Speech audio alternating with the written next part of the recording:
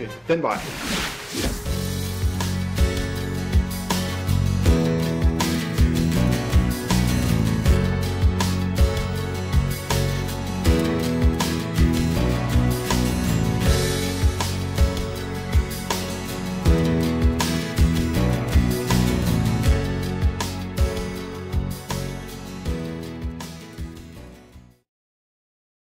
Dag. Dags. Jeg er Lars Bang, salgsdirektør i IBM. Jeg er Preben Meyer, direktør og grundlægger af Innovation Lab. Ja, det ved jeg godt. Vi stod jo og snakkede sammen i formiddags. Nu jeg har fat i dig, så skulle jeg spørge dig fra Reimer Bo, hvordan du tror fremtiden kommer til at se ud. Ja, jeg vil sige, at vi står midt i de største ændringer i måden, vi arbejder på, vi har set de sidste 100 år. Vi skifter fra den industrielle tidsalders måde at fungere på til det, man kunne kalde Enterprise 2.0, altså noget helt nyt. Og samtidig med det, så sker der store ændringer i det hele taget, fordi det her det forstærkes nemlig af, at der kommer en helt ny generation til, det man kunne kalde de digitale indfødte, der har en helt anden tilgang til teknologien end os andre, der er digitale indvandrere. Alle over 20 år er indvandrere, for vi er ikke født eller opvokset med internet og alt det nye. Vi skal hele tiden arbejde med mulighederne, og vi skal bruge kræfter på at sætte os ind i det. De indfødte, de gør det rent instinktivt. De forstår, hvordan de her ting fungerer, og de er det, man kunne kalde det amplified individual.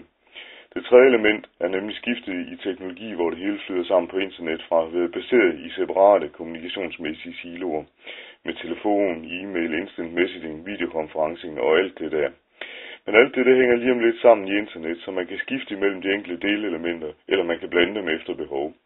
Så alt ændrer sig, og det sker fra nu af de næste 2-3 år frem, og det vil være fuldt implementeret om 5 år. Derfor er det utrolig vigtigt at arbejde med det nu og lige nu. Hvis jeg skal bruge et par ord mere på delelementerne i den her udvikling, så vil jeg sige, for det første, så kan vi nu med internet og bredbånd og slagkraftige mobiler og computere arbejde overalt, og det gør vi også. Man kunne i den sammenhæng tale om domicilets død, men det er nu nok at sætte sagerne på spidsen, for der vil altid være et domicil, men det vil bare ofte arealmæssigt være mindre end det vi kender i dag.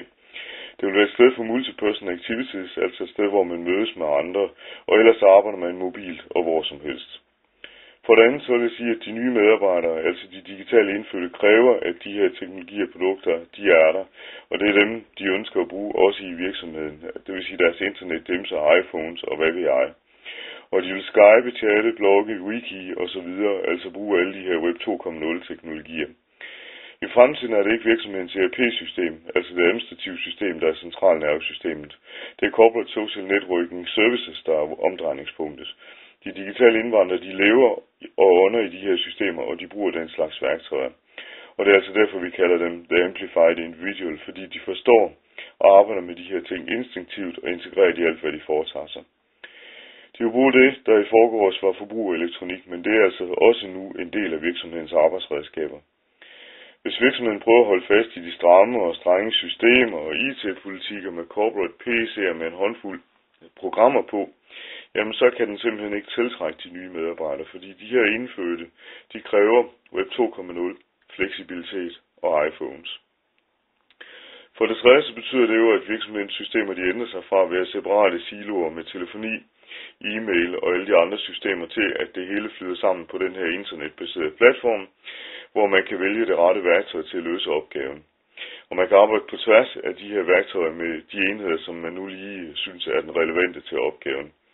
PC'en den er der stadig, men den er ikke længere kongen af IT-universet. Den er en af flere enheder, mobile internet devices.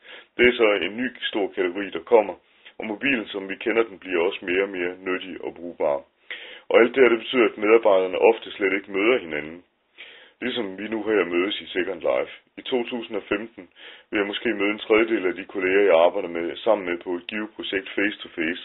Resten vil jeg kun møde virtuelt, som vi nu gør her i Second Life. Jeg håber, det kan svare på de spørgsmål. Godt. Preben, jeg skal skynde mig tilbage. Der sidder 1000 mennesker og venter i Øksnehallen. Farvel. Farvel. Fik du det, Reimer?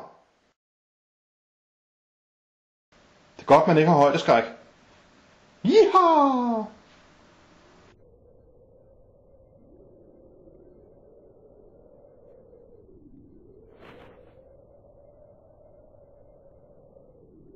Ja, hvordan kommer jeg så videre herfra?